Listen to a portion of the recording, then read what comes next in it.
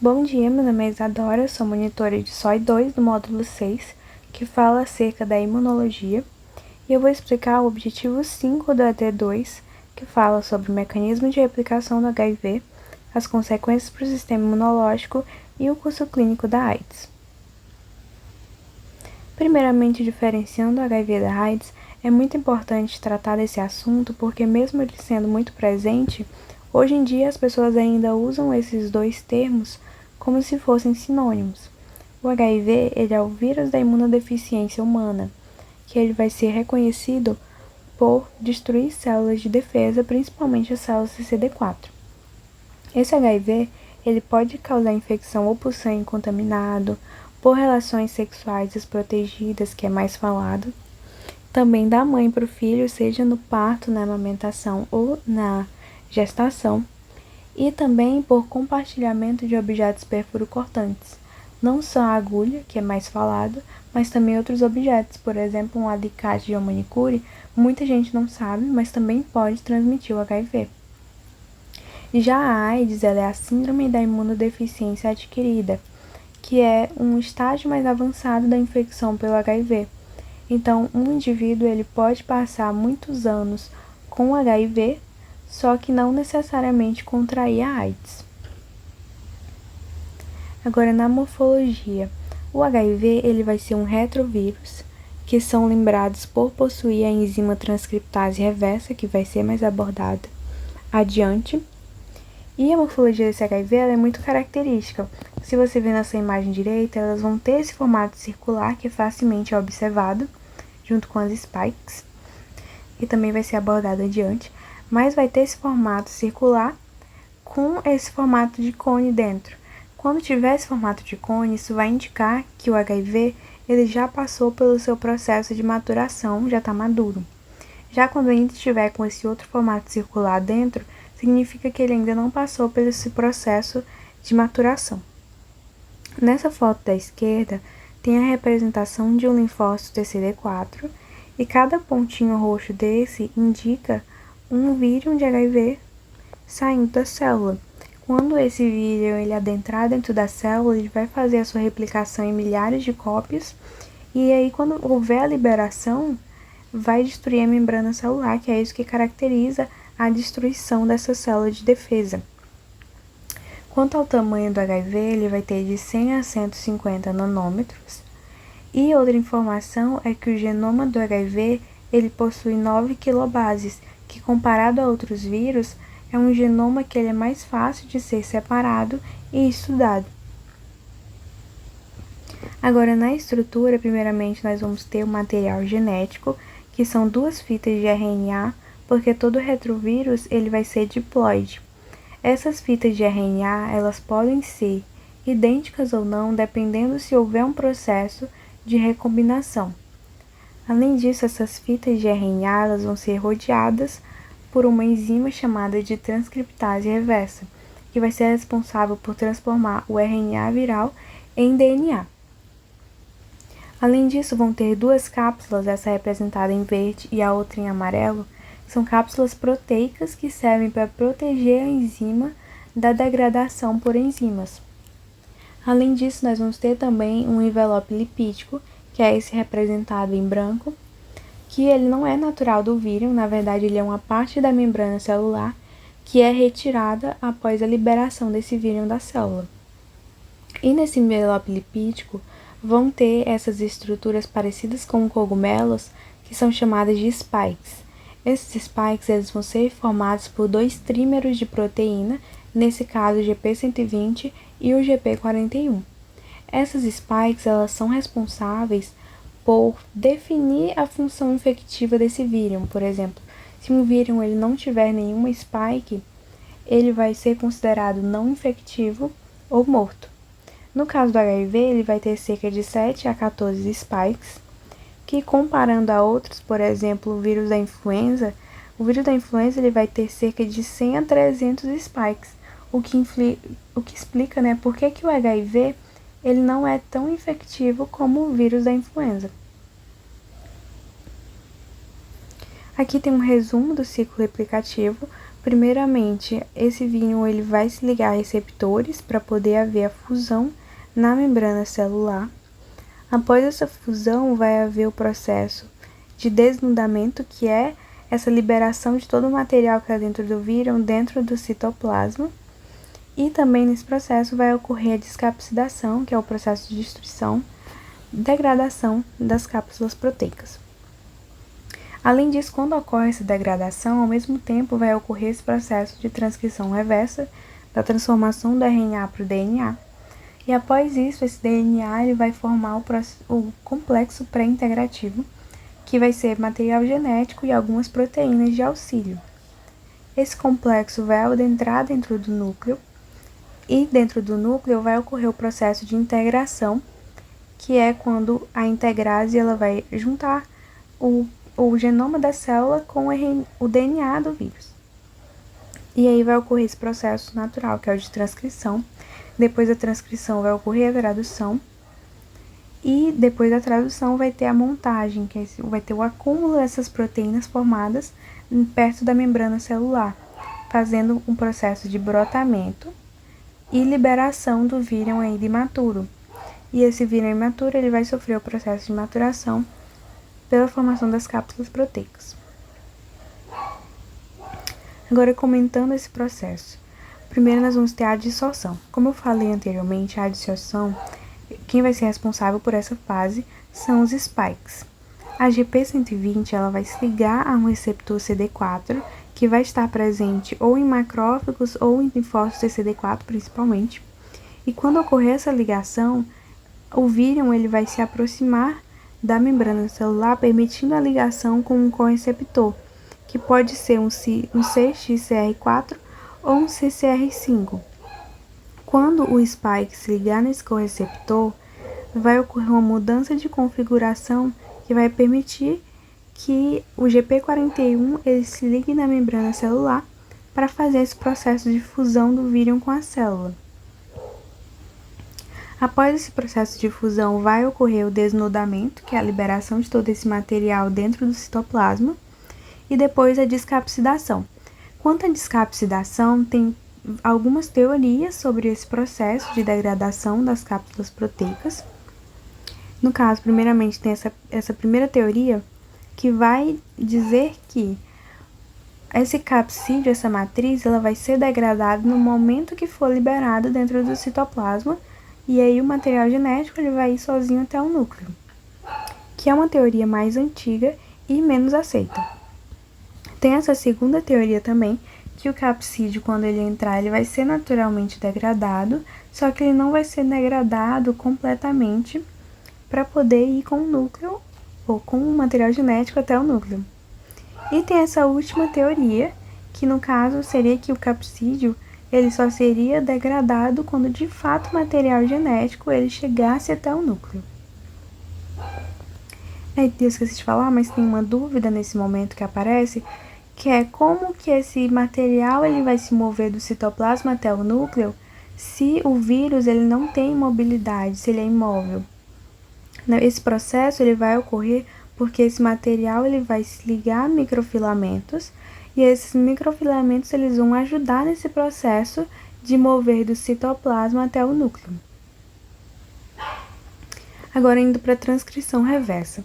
Primeiramente, nós vamos ter essa fita de RNA, onde tem o repeat, tem o U5, tem o U3 e o outro repeat, que são partes da fita que elas não vão servir necessariamente para tradução em proteínas. E essa transcrição reversa é muito importante entender como funciona a estrutura da enzima, primeiramente. Essa enzima, ela vai ser como se fosse 3 enzimas em uma. Vai ser dividida em 3 sítios. O primeiro sítio, ele vai fazer a transformação do RNA em DNA.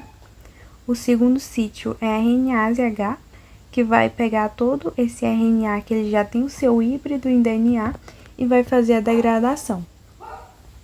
E o terceiro sítio vai ser a transformação de algum DNA em DNA.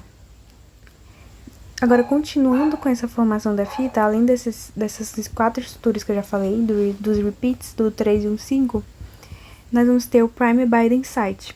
Um primer, ele serve como uma base para o início da transcrição. Então, o RNA transportador de lisina, ele vai se ligar justamente nesse prime binding site para poder iniciar esse processo de transcrição da primeira fita de DNA que ocorre nessa segunda ilustração. Após isso, como eu falei, o segundo sítio, RNase-H, ela vai fazer a degradação desse RNA que já foi transcrito para DNA que já tem o seu híbrido. E após isso, essa parte que já foi transcrita, ela vai pular para outra fita de RNA, porque como eu falei, tem duas fitas, e vai ter a ligação de dois repeats, que são compatíveis. Após isso, vai ter esse processo de terminação da transcrição da fita de DNA 1, e o segundo sítio, novamente, da transcriptase reversa, vai destruir o RNA que já tem o seu híbrido, formando um polypurine tract. No caso desse polypurine tract, esse PPT, ele vai ser um primer, só que dessa vez é um primer para a segunda fita de DNA. E aí vai ocorrer o processo novamente de transcrição e também a formação de um novo primer binding site, agora do DNA 2. E depois que isso ocorrer, o RNA transportador ele vai ser degradado e o polypurine tract também. E aí essa parte dessa fita que sobrou vai se ligar ao prime binding site. Os dois prime binding sites eles vão se ligar, formando uma estrutura semelhante a uma circunferência, só que não está representado nessa imagem. E após isso vai ter essa terminação da transcrição do DNA 2. Aqui continuando esse ciclo replicativo. Como a gente estava falando da transcrição reversa, nós vamos estar nessa fase 4. Após essa transcrição reversa, esse material genético ele vai formar um complexo pré-integrativo com a junção do material genético e de proteínas de auxílio, como por exemplo a integrase, que vai atuar dentro do núcleo. Então, após isso, esse complexo ele vai sofrer esse processo de importação para o núcleo, e a integrase vai pegar o DNA que foi transcrito e vai integrar no material no genoma dessa célula, transformando em genoma e um provírus no intermédio desse genoma. Após isso, vai ocorrer esse processo de transcrição e a exportação para fora do núcleo, porque a tradução em proteínas ela só pode ocorrer no citoplasma. Nessa fase, vai ter duas proteínas acessórias virais que vão servir de auxílio, primeiramente a TAT, que ela vai ser uma enzima que vai aumentar a eficiência da transcrição, e vai ter o Hev. Para um DNA ele ser traduzido em proteína, ele vai ter que estar no citoplasma. E um DNA que ele não foi totalmente processado, que ele não foi totalmente splicegado, sofreu seu processo de splicing, ele não vai conseguir sair do núcleo para a célula. Então, a função desse Hev é retirar esses DNAs incompletos para o citoplasma, para que possa ocorrer a tradução em proteínas desses DNAs. E aí vai ocorrer esse processo de tradução, né, de montagem dessas proteínas próximo à membrana celular em um espaço chamado de balsas lipídicas. E nesse momento também vai ocorrer o auxílio de duas proteínas acessórias também, que é a VPU, que vai fazer a degradação do CD4, desses receptores que tem na membrana celular, porque ele atrapalharia o processo de montagem.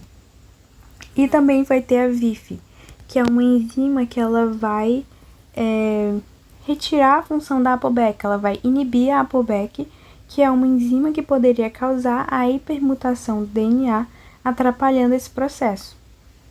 Após esse acúmulo das proteínas na membrana celular, vai ter o processo de brotamento, e esse brotamento vai fazer com que haja a liberação de todos esses vírions da membrana celular. Quando ele for liberado, como eu falei, ele vai estar imaturo. Os capsídeos, as cápsulas proteicas, elas não vão ter sido formadas ainda, então é aí que entra a protease.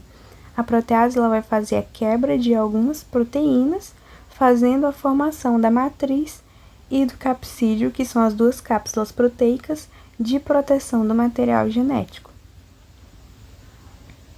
Aqui eu trouxe um vídeo do processo. Primeiramente ele está mostrando as estruturas, o envelope, o RNA, a transcriptase reversa. Ele vai mostrar o processo de adsorção agora nesse linfócito. Primeiramente, vai ocorrer a ligação do GP120 nos receptores CD4. Depois, vai ocorrer a ligação no correceptor. Nesse caso, vai ser o CCR5. E vai ter a mudança de configuração do GP41, permitindo essa fusão do vírus com a célula.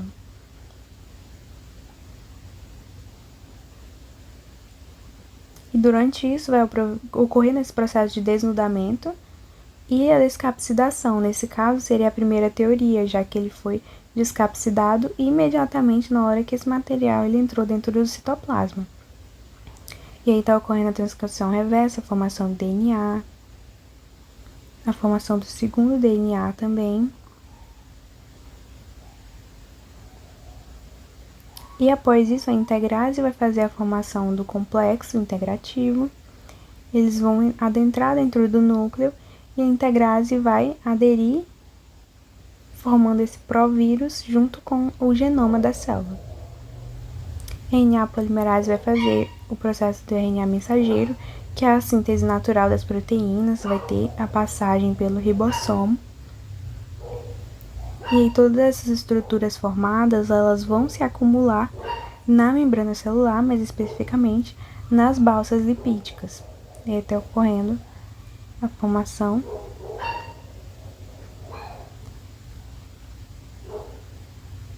que vai ser formada a cadeia multiproteica, que também vai ir para a membrana celular, vai ser transportada.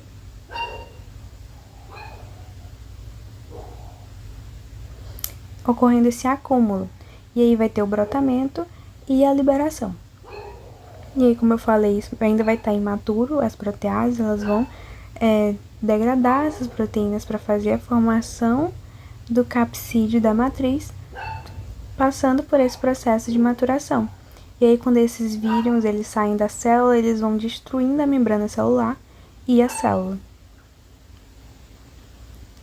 Agora, sobre o curso clínico da AIDS, vai ser dividido em 3 fases, bem características, que é a infecção aguda, a infecção crônica e a AIDS clínica. Primeiramente, nós vamos ter a infecção aguda, que é de cerca de 1 mês a 6 meses, que primeiramente, como o indivíduo ele não está preparado para essa infecção pelo HIV, vai ter uma baixa dos linfócitos CD4 e vai ter o aumento do RNA do HIV. Nesse momento, vai ter o processo de soroconversão, que é quando o indivíduo ele vai começar a produzir os anticorpos necessários para que se proteja do HIV. Então, com isso, os linfócitos CD4 eles vão ter um aumento, não totalmente, não vai ter essa volta para o número que estava no início, antes da infecção.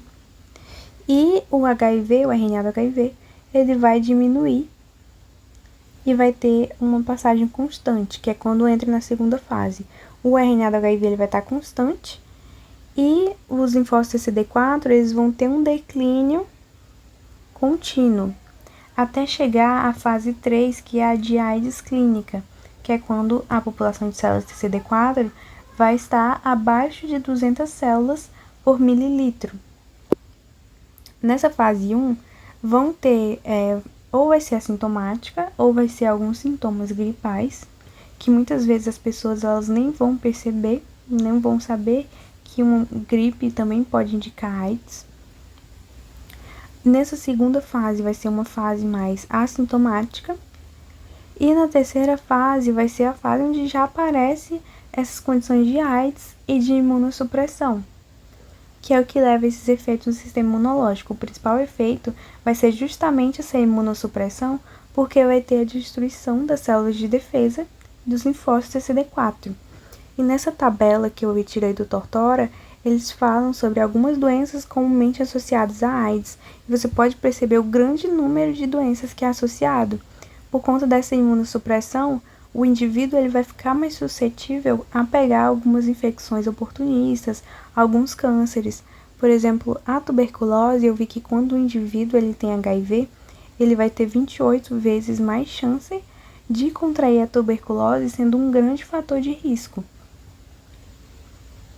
Eu peguei esse artigo também, que ele fala sobre a ativação imunológica da infecção pelo HIV.